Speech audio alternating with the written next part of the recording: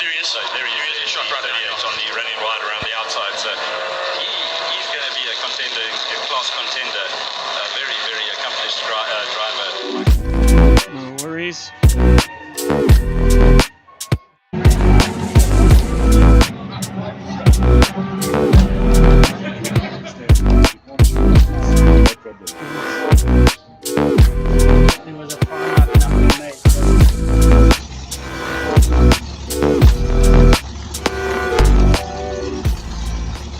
Welcome to the Passion for Speed 25.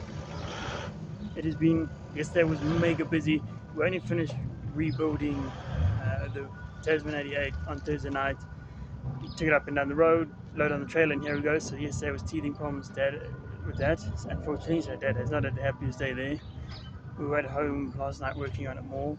So this morning, back at it. Paige is racing the Vitavi, and Paige is really going so well. We were really pleased. She's going. I think she's getting used to it every session, and we're really pleased. The car's going well. Peter is battling with the Tempest a bit. I think he's just trying to adjust to cars. He was due to race his Mark III Tempest, but he broke a wishbone on the trailer coming down, so we shoved him into our one. And then myself and the Capital, the first session, we didn't have such a happy moment. Fixed that, and now I've managed to get it on pole in class in the historic air-cooled race. So we're quite pleased about that. And it is 60 years of air-cooled Formula V racing worldwide, so this is a big anniversary race. We've done a lot of organising into the back of this with VW Motorsport and stuff, so it's really, really nice. This is a big event. Just missing my Swedish friends though, quite a lot. So our race is at, well, it'll come up at 10, so shortly.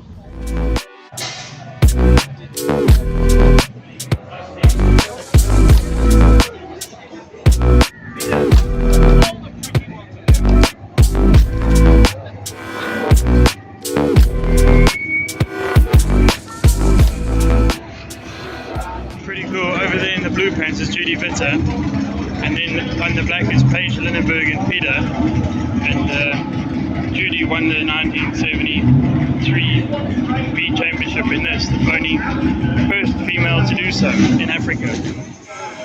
So I'm busy getting ready to go out, and we all are, and there Rad Dougal has arrived. He's talking with Dad at the minute. Other factor, Brent, of course, as you just click on there, is just I got the information eventually from Michael. He sent me a whole bunch of mates notes there. He was talking about, Formula V's. Desiree Wilson, of course, was one who started in Formula V's, went on to race F1 for Tyrrell. Glenda Mann, sister to Basil, was another lady. But you mentioned Judy Witter, of course, who was the first lady to wrap up a championship in single-seaters. Dad's car, that's AJ's car. It's the Rally Wax car from 1987. And it's actually the sister car. I got it wrong. It was the sister car, not the original car, that carried the live TV coverage in 1987 when it was on his dad's car for that. And you can actually pick up that footage on YouTube, apparently. He should be here. He should be there. He's definitely missing, so it looks like Kernick is not there. Lights out racing, pretty evening stuff there for Schofield to get away from this pack. You'll probably get through, I would say, at least 80% of them by the end of this race, because he's got that additional power coming from that march of his as they head down towards turn 1. So this, of course, the single seaters being a 10-lapper here on race action. Michael Kernick, I mistook him for Paige Lindenberg's car. So similar looking cars. There he is. So there he is in shot right now. It's on the running wide around the outside. So he's going to be a contender, a class contender, a very, very accomplished driver, Michael Kernick. Amazing little bit of motorsport fraternity in the Kernick family.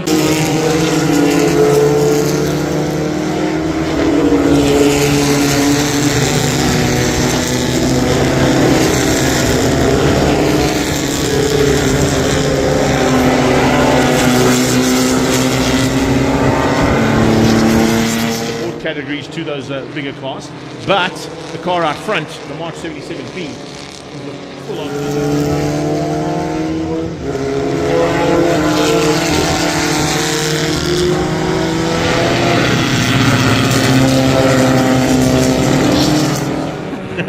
So I'll take some poetic license on that one, Paulie. Alan Kernick, unfortunately, looks like he's retiring the 87 car as well. They just felt they might have bitten off a bit much.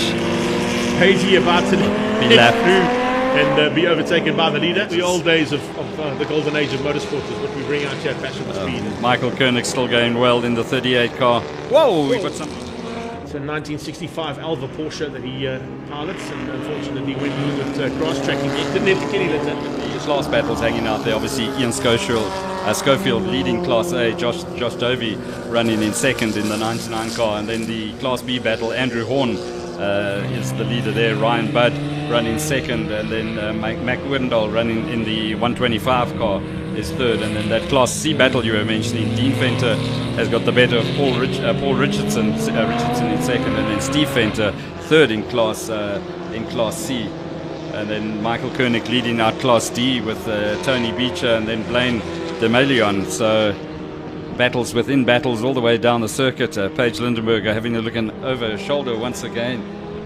Now she's watching for that Mac Undal car to sneak up the inside, but she's also trying to go defensive on Richard Derbyshire.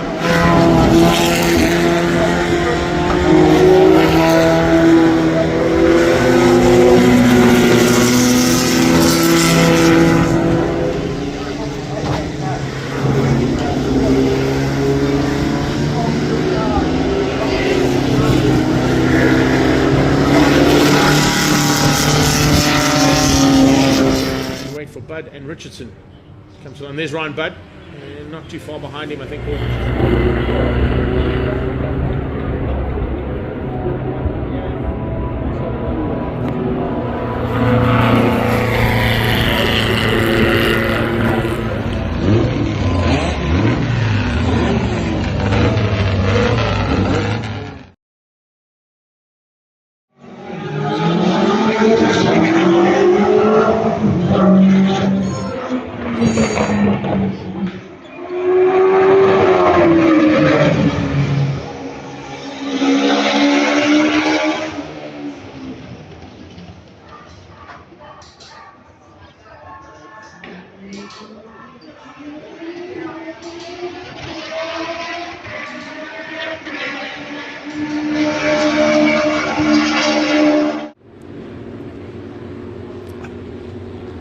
Oh, it wasn't. I think it's Spider, but I'm not 100% sure. Oh, Michael Kernick in the 38 car just trying to get as much heat into the tyres as possible as we see Paige Lindenberg in the sister car, the 72 car. That's the ex-Judy Witter car that Paige Lindenberg is in this weekend.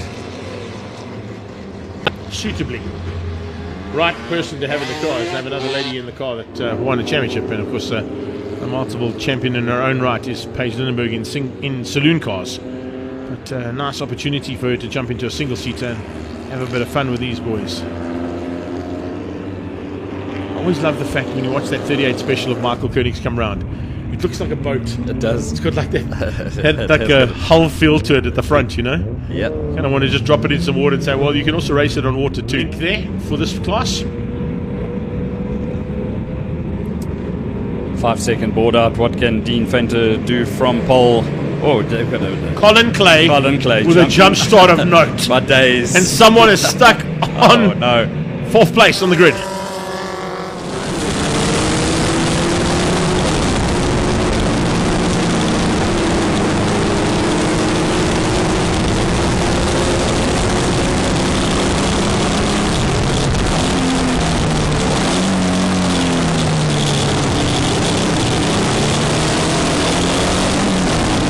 Apologies, Paul. Yeah, thanks for that.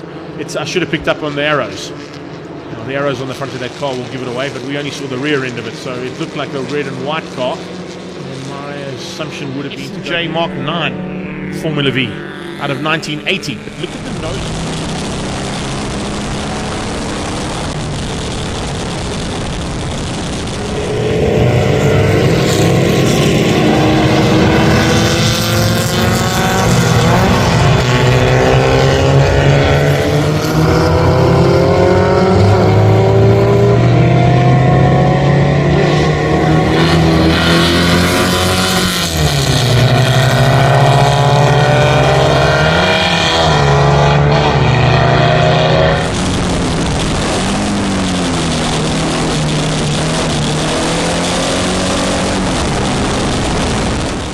Lots of dust. Looks like somebody's gone. Is that Bud?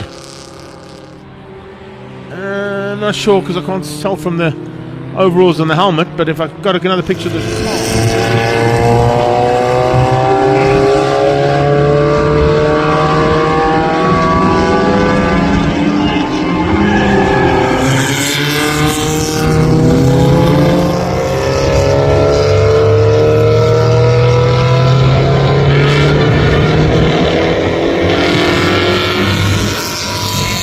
evenly matched fights between one and two.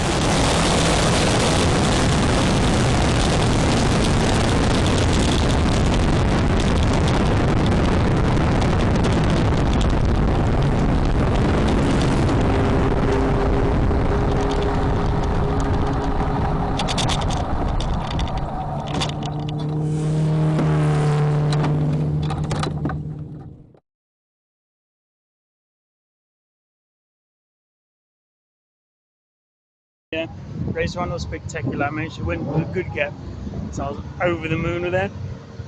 Dad had to do throttle jamming, so he came in. Peter didn't make the start due to troubles. And Paige went very well actually. She's actually really shone this weekend, and it's really nice.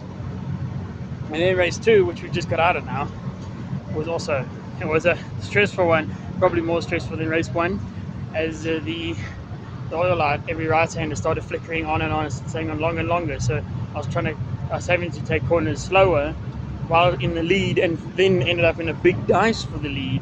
And I was just trying to not throw the car around so it doesn't surge as much, and just limp it through and not be hard on the throttle or anything. And Tony and I were in a proper dance, lots of side by side, and I remember sitting duck. Fortunately, I managed to hold him off, and he had his small mistake as well, which helped at the second last lap. I managed to hold him off and get the win. So it's really cool to win the 60th air-cooled anniversary race in the oldest car. But unfortunately, Dad had it off. He made a mistake through one and hit the wall. So that's our new car stuff. So nothing we can do about that. It's part of racing, I guess. It's all part of racing. We will have to we'll just slowly fix it up again.